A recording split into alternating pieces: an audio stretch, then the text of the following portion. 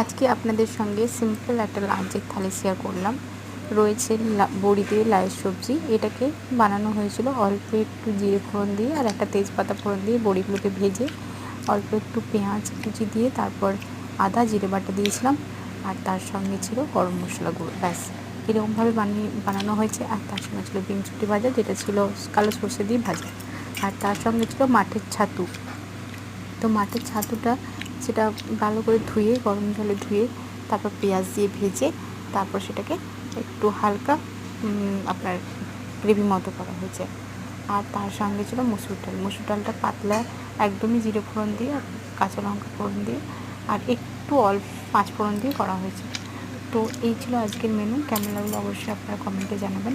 আর simple এই ভাতটা কিন্তু আমাদের ঘরের যে ধান হয় সেই ধানের চালের ভাত।